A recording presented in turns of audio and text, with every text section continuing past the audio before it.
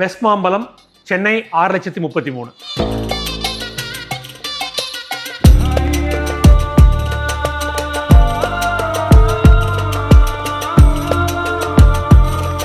West Mambalam west Mambalam west மாம்பலம்னு பேச்சுக்கு 100 தடவை சொல்கிறோமே, ஈஸ்ட் மாம்பலம் எங்கன்னு யோசிச்சிருக்கோமா? ஈஸ்ட் மாம்பலம்ங்கிறது டி நகர் தான். எஸ், இனிஷியலி இந்த ஏரியா மாம்பலம்னு சொல்லப்பட்டுச்சு. 1911 சபர்பன் ரயில் வந்ததும் மாம்பலம் ஈஸ்ட் அண்ட் வெஸ்ட்டாக பிரிஞ்சுது. ஈஸ்ட் மாம்பலம் கொஞ்ச நாளுக்கு அப்புறம் டி நகராக பேர் மாற்றப்பட்டுச்சு. வெஸ்ட் மாம்பலம் வெஸ்ட் மாம்பலமாகவே கண்டினியூ ஆச்சு. ஒரு ஹிந்து கல்ச்சர் தினசரி பேசிஸில் அவங்களுக்கு விளம்பரப்படுத்தப்படுதுன்னா வெஸ்ட் மாம்பலம் தான். என்றைக்கும் ஹோம புகை எங்கே இருந்தாலும் இருக்கும், வேத கோஷம் இருக்கும், பழைய கோயில்கள், புது கோயில்கள், பெங்காலிகளோட கோயில்கள், ஹிந்துவிசத்துக்கு ஒரு ஃபோக்கஸ் இருக்க ஏரியான்னு பார்த்தா வெஸ்ட் மாம்பலம். இப்போ மயிலாப்பூர்லாம் பார்த்தீங்கன்னா நீங்கள் 4 மாட வீதி தான் அப்படி இருக்கும். வெளியில் வந்துட்டீங்கன்னா உங்களுக்கு பிரியாணி கிடைக்கும், இது கிடைக்கும், அது கிடைக்கும். வெஸ்ட் மாம்பலம் வந்து ஒரு ஃபுல் ரெப்ரஸன்டேஷன் ஆஃப் ஹிந்துவிசம் இருக்கும். கோதண்டராமசாமி கோயிலில் வந்து யார் கட்டுறாங்கன்னா பத்ராச்சலம் கோயிலை கட்டின ராமதாஸோட பேரன் கட்டுறாரு. ரொம்ப நாளாகவே பழைய காலத்து கோயில், அதனாலும் புதிய கோயில்கள் நிறையா வந்து பாப்புலர் ஆயிடுச்சு. மெட்ராஸ் அந்த பெங்காலிஸ்லாம் சேர்ந்து தக்ஷிணேஸ்வர் கோயில்னு ஒன்று நம்மள்ட்ட இருக்குது இதில் கல்கட்டாவில். அதான் ராமகிருஷ்ண பரமசர் இருந்த கோயில். அதே மாதிரி ஒரு சின்னதாக ஒரு கோயில் கட்டுறாங்க. இல்லை அம்மன் பேர் பவதாரிணி. ஸோ அங்கே வந்து டெய்லி வந்து அவங்க வந்து வருஷம் நவராத்திரி பண்ணுவாங்க, காளி பூஜை பண்ணுவாங்க, எல்லாமே பண்ணுவாங்க. டெய்லி ஹோமம் நடக்கும். ஒரு வெஸ்ட் மாம்பலத்தில் பார்த்தீங்கன்னா எப்போவுமே ஏதாவது ஒரு ரிலிஜன் சம்மந்தப்பட்டது இருக்கும். இதுக்கு ஒரு முக்கியமான இது அயோத்தியா மண்டபம். அயோத்தியா மண்டபம் எப்படி ஆரம்பிக்குதுன்னா, ராமநவமி நடத்தணும்னு சொல்லிட்டு ஒரு காலத்தில் 1950s 240 ரூபா கலெக்ட் பண்ணி ஆரம்பிக்கிறாங்க. அதே குரூப் அப்படியே மெல்ல மெல்ல ஆரம்பித்து இடம் வாங்கி அயோத்தியா மண்டபம்னு வச்சு அது ஒரு கல்யாண மண்டபம் இருக்குது. டெய்லி வந்து ஹோமம் நடக்கும். அங்கே வந்து உங்களுக்கு ஸ்கூல் ஒன்று இருக்குது, ஜனகாபுரின்னு ஒரு ஸ்கூல் இருக்குது. இல்லை இருந்தப்போ இப்போ ரீசெண்டாக வந்து ஹெச்ஆர்என்சிக்கு அவங்களுக்கு தகராறு வந்துருச்சு. ஸோ ஹெச்ஆர்என்சி வந்து அங்கே டேக் ஓவர் பண்ணுறோன்னு சொல்கிறப்போ அவங்க லோக்கல் மக்கள்லாம் கொந்தளிச்சு ஒரு பெரிய பொலிட்டிக்கல் இஷ்யூ ஆக்கி ஹைகோர்ட்டில் ஸ்டே வாங்கி அதை நிறுத்திட்டாங்க. ஸோ அந்த அயோத்தியா மண்டபம் கட்டினது அந்த ஆரியகவுடா ரோட்டில் ஒரு முக்கியமான ஒரு இந்த உபன்யாசம். அந்த உபன்யாசம் பண்ணாத ஆட்களே இருக்காது, ரொம்ப பேர் பண்ணியிருப்பாங்க. ஸோ இந்த ப்ராபகேஷன் ஆஃப் ஹிந்து கல்ச்சர் வந்து ரொம்ப ஸ்ட்ராங்காக இருந்தது வெஸ்ட் மாம்பலத்தில் பிகாஸ் ஆஃப் அயோத்தியா மண்டபம். மாம்பலம்ங்கிற பேருக்கு 2 காரணம் சொல்லப்படுது. மகாவெல்வம் அதிகமாக வளர்ந்ததுனால மகாவெல்வம் நாள் போக்கில் மாம்பலம் ஆச்சுன்னு ஒரு கதை இருக்குது. இன்னொரு கதை மயிலை மேல் அம்பலம், அதாவது மயிலாப்பூருக்கு வெஸ்ட்டில் இருக்கிறதுனால மேல் அம்பலம்னு பேர் வச்சு அது காலப்போக்கில் மாம்பலம் ஆச்சுன்னு இன்னொரு கதையும் இருக்குது. பிரிட்டிஷர்ஸ்க்கு இது வாயில் நுழையாதனால மாம்பலம் மார்மலாங்காவும் கொஞ்ச நாளைக்கு மாறுச்சு. ஆனால் வெஸ்ட் மாம்பலம் வந்து முதல்ல மாம்பலம்ங்கிற கிராமம் வெள்ளைக்காரனால சொல்ல முடியல, அதனால தான் மார்மலாங் படிமா. அடையார் ஆற்று மேலே சைதாப்பேட்டையில் இருக்க பிரிட்ஜ் பேரே மார்மலாங் பிரிட்ஜுன்னு சொல்கிறது அதனால தான். சென்னையோட ஒரு பார்ட்டாக மாறுறதுக்கு முன்னாடி மாம்பலம் செங்கல்பட்டு டிஸ்ட்ரிக்டோட ஒரு பகுதி. தெலுங்கு மக்கள் அதிகமாக இருந்த பகுதி. மக்கள் தொகை அதிகமாக ஆக நிலத்துக்கான தேவை ரொம்ப அதிகமாச்சு. ஸோ த லாங் டேங்க், பெரிய நேச்சுரல் வாட்டர் பாடியை 1923 மூடி அதுக்கு மேலே மாம்பலம் உருவாக்கப்பட்டுச்சு. அதே வருஷம் ஆட்சி ஜமீன்தார் கிட்ட இருந்து ஆங்கிலேயர்கள் கிட்டையும் போச்சு. மாம்பலம் வந்து ஒரு ரெட்டியார் ஜமீன்தார் கிட்ட இருந்துச்சு, ஒரு சின்ன கிராமம். ஆனால் கிராமம்னாலும் அது தீவு மாதிரி. எப்படின்னா ஒரு பக்கம் வந்து என்டையர் டி நகர் வந்து இன்றைக்கி டி நகராக இருக்கிறது வந்து ஒரு லாங் டேங்க்னு ஒரு பெரிய ஏரி, 5.5 மைலுக்கு ஏரி. அதை தாண்டி யாரும் நடந்து வர முடியாது, பிரிட்ஜு கிடையாது. அந்த பக்கம் அடையார் ஆறு. ஸோ இது ஒரு தீவு மாதிரியே இருந்துச்சு, ஒரு வெளி கல்ச்சரே கிடையாது. ஆடு மாடு மேய்ப்பானுங்க, அதே மாதிரி கோழி வாத்து மேய்ப்பானுங்க, பக்கத்தில் தண்ணி இருந்தனால. முக்கியமாக வந்து வீவர்ஸில் வந்து இந்த கலம்காரி வந்து ஒரு 100 வருஷமாக இருந்தது. இவ்வளோ தான் ஆக்டிவிட்டி இருந்தது. ஸோ ஒரு 1900s ஆரம்பித்த உடனே மனிதனால், அதுவும் சென்னை கார்பரேஷன், சென்னை அரசாங்கத்தால் செய்யப்பட்ட 2 காரியங்கள் அப்படியே மாம்பலத்தை மாற்றுச்சு. ஒன்று வந்து 1911 ட்ரெயினை விட்டாங்க, மெட்ராஸ் காஞ்சிபுரம் ட்ரெயின். அது நேராக வந்து மாம்பலம் வழியாக தான் போகுது. அது மேற்கு மாம்பலம் கிழக்கு மாம்பலமாக பிரிக்குது, புது மாம்பலம்னு வைக்கிறாங்க அப்போ பேர் அது. ஸோ 1921 இந்த ஏரியை வந்து தண்ணியை ஃபுல்லாக எடுத்துட்டு நம்ம வந்து ஒரு புது ஏரியா ஆரம்பிக்கணும், புது மாம்பலம்னு ஆரம்பிக்கணும் அப்படின்னு சொல்லிட்டு ஆரம்பிக்கிறாங்க. அதுதான் பின்னால் காலத்தில் டி நகர்னு ஆகுது. ஸோ மேற்கு மாம்பலம் அண்ட் டி நகர் வந்து நடுவில் ரயில்வே ட்ராக்கு, அது பழைய கிராமத்தில் வந்துடுது. டி நகர் வந்து ஒரு ஹை கிளாஸ் ஏரியாவாக வந்துடுது, பங்களாஸ்லாம் வந்துடுது. வெஸ்ட் மாம்பலம் வந்து ஒரு சப்போர்ட்டிவ், அதை சப்போர்ட் பண்ணுற மாதிரி ஒரு ஊராக மிடில் கிளாஸ் ஏரியாவாக வருது. ஒரு தெரு ஃபுல்லாக சமயக்காரங்க இருப்பாங்க, ஒரு தெரு ஃபுல்லாக கார்பெண்டர்ஸ் இருப்பாங்க. ஸோ மெட்ராஸுக்கு எங்கே போனாலும் மேற்கு மாம்பலத்தில் சில ஐட்டங்கள் இந்த மாதிரி சர்வீஸ் ஸ்டாஃப் ஃபுல்லாகவே வரும். மேற்கு மாம்பலம் பேசிக்கலி மிடில் கிளாஸ் ஏரியாவாக தான் இருந்துச்சு. 2 சாலைகள், ஆரியகவுடா தெரு அண்ட் லேக் வியூ ரோடு. இந்த லேக் வியூ ரோடோட மெயின் இதே வந்து லேக்கை பார்த்த ரோடு தான் லேக் வியூ ரோடு. லேக் போனதுக்கப்புறம் கூட லேக் வியூ ரோடுன்னு சொல்கிறோம். ஆரியகவுடா ரோடுங்கிறது வந்து ஆரியா அப்படின்னு இப்போ சொல்கிறாங்க.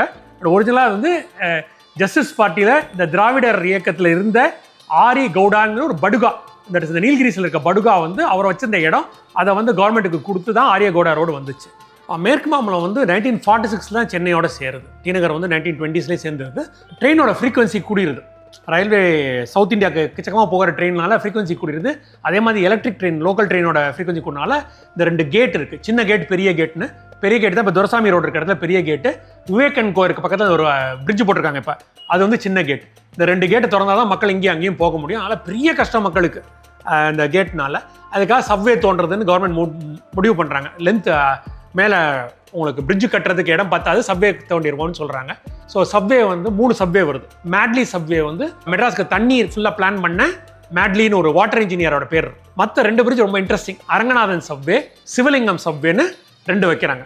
அரங்கநாதன் சப்வே நீங்கள் எல்லாருக்கும் தெரியும். சிவலிங்கம் சப்வே எங்கே இருக்குது? சிவலிங்கம் சப்வே தான் நம்ம துரசாமி ரோடு சப்வே. நிறைய பேருக்கு தெரியாது சிவலிங்கம் பேரில் வச்சது. யார் இந்த அரங்கநாதன் சிவலிங்கம்னு பார்த்தீங்கன்னா, ஆன்டி இந்தியா அஜிடேஷனில் தீ குளிச்சவங்க. அவங்க 2 பேர் பேரில் சப்வே வைக்கிறாங்க. இன்றைக்கும் மழை காலத்தில் ஃபுல்லாயிரும், அந்த பக்கம் போக முடியாது. பட் சப்வே வந்தனால ஓரளவுக்கு வெஸ்ட் மாம்பலத்தில் ப்ரைஸஸ் ஏறிச்சு, புது ஆட்கள் உள்ளே வந்தாங்க, ஒரு ஏரியா டெவலப் ஆகிறதுக்கு ஒரு வாய்ப்பு இருந்தது. 2 தியேட்டர் இருந்தது. ஸ்ரீனிவாசன் ஒரு தியேட்டர், அமர்க்களம் படம் ஃபுல்லாகவே ஸ்ரீனிவாச தியேட்டரில் எடுத்திருப்பாங்க. ஸ்ரீனிவாச தியேட்டர் ஓனர் வந்து தேவநாதன் தான் திருப்பதி திருமலை தேவஸ்தானத்தில் தலைவராக இருந்த ஒரே தமிழர். அவர் தான் பிரார்த்தனா தியேட்டர் வச்சுருந்தார். ஸோ இந்த 2 தியேட்டர் இப்போ அதுவும் ஒரு ஃப்ளாட் ஆயிடுச்சு. மிதி கோதண்டராமா தியேட்டர்னு ஒன்று இருந்தது, அது பின்னாள் நேஷனல் தியேட்டர் ஆகி லேக் வியூ ரோடில் அதுவும் இப்போ இடிபட்டுருச்சு. புலவர்கள்லாம் கண்ணுக்கு மையழகு அப்படிம்பாங்க. மெட்ராஸ் பெண்கள் கண்கள் அழகாக இருந்ததுக்கு காரணம் ஒரு 80 வருஷமாக ஐடெக்ஸ்ங்கிறது கண்மை பண்ணுற கம்பெனி. அது வெஸ்ட் மாம்பலத்தில் தான் ஆரம்பிக்கிறாங்க. வாசுதேவன்கிறவர் ஆரம்பிக்கிறாரு. வாசுதேவன் வந்து எப்படின்னா காலையெல்லாம் வேலை பார்த்துட்டு சாயங்காலம் டெய்லி MS சுப்புலட்சுமி வீட்டுக்கு போயிடுவார். அவங்க வீட்டில் கார் ஓட்டுறது, அவங்க வீட்டில் அவங்களுக்கு இதுவாக இருக்கு. நிறைய பேர் ரொம்ப பேர் நினைச்சாங்க MS சுப்புலட்சுமி வீட்டில் வேலை பார்க்குறாருன்னு நினைச்சாங்க. இவர் சொந்தமாக தொழிலதிபர். அந்த மியூசிக் மேலே இருந்த இன்ட்ரெஸ்ட்டுக்காக அவங்க போகிறாரு. ஸோ அது எப்படி பண்ணுவாங்கன்னா, ஆமணக்கு கேஸ்டர் ஆயிலையும் ஜிஞ்சலி ஆயிலையும் நல்லெண்ணையும் வந்து எரிச்சு அப்படியே அது கார்பன் பிளாக் மாதிரி வந்துடும். அதை கலந்து ஒரு பாக்ஸில் வச்சு, ஒரு 8 சைஸில் ஒரு பாக்ஸில் வச்சு ஐடெக்ஸ்னு விற்றாங்க. அப்படியே அவங்க பொட்டுக்கு வந்துட்டாங்க, ஐப்ரோ பென்சிலுக்கு வந்துட்டாங்க. மற்றெல்லாம் படி இப்போ பெரிய ஃபேக்ட்ரி மாதிரி மிஷின் வச்சு பண்ணுறாங்க அசோக் நகரில். வாசுதேவன் கையை விட்டு கம்பெனியும் போயிடுச்சு. பட் அந்த ஐடெக்ஸ் வந்து ரொம்ப ஆரம்ப காலத்தில் ஃபுல் அண்ட் ஃபுல் மேனுஃபேக்சரிங். அது வந்து வெஸ்ட் மாம்பலத்துலேருந்து ஆரம்பிச்சது. One of the earliest industries அந்த ஏரியாவில் இருந்தது. இன்னொரு இன்ட்ரெஸ்டிங்கான விஷயம், மாம்பலம் மஸ்கிட்டோ கிரிக்கெட் கிளப்னு ஒரு வின்னிங் கிரிக்கெட் டீம் இங்கே இருந்திருக்கு. ஏன்னா மாம்பலத்தில் அவ்வளோ மஸ்கிட்டோஸ் பிரச்சனை. மாம்பலம் கிணல்ல இருந்து ப்ரொடியூஸ் ஆன மஸ்கிட்டோஸை கண்ட்ரோலே பண்ண முடியல யாராலையும். அந்த பிரச்சனை இப்போ வரைக்கும் இருக்கு. ஒரு பக்கம் அடையார், ஒரு பக்கம் டேங்க், அந்த லாங் டேங்க் இருந்தனால கொசுக்கள் தொல்லை எக்கச்சக்கம். இந்த ஃபிலேரியாசிஸ், இந்த எலிஃபென்ட்ரியாசிஸ் எக்கச்சக்கமாக இருக்கும் மாம்பலத்தில். அதே மாதிரி லோக்கலாக வெஸ்ட் மாம்பலத்தில் கிரிக்கெட் ரொம்ப பாப்புலர். அங்கே வந்து கிரவுண்ட் இல்லைனாலும் ராமகிருஷ்ணா கிரவுண்டில் வந்து மாம்பலத்தில் விளையாடுவானுங்க பசங்க. அதே மாதிரி கோயில் குளம் ட்ரை ஆகிறப்ப கோயில் கிரவுண்டெல்லாம் டெய்லி ஒரு 10 இன்றைக்கும் கிரிக்கெட் மேட்ச் பார்த்துக்கிட்டே இருக்கலாம். அவங்க லோக்கல் லீக் டீம் பேர் மாம்பலம் மஸ்கிட்டோஸ்னு பேர். ஒரு 3rd டிவிஷன்லாம் ஆடினாங்க. பின்னால் காலத்தில் காந்தி நகர் போயிடுச்சு. இந்தியாவுக்கு விளையாடின கிரிக்கெட்டர்ஸ் ரவிச்சந்திரன், அஸ்வின் எல்லாமே வெஸ்ட் மாம்பலத்தில் கிரிக்கெட் ஆடி அங்கேயே வாழ்ந்து வந்தவங்க.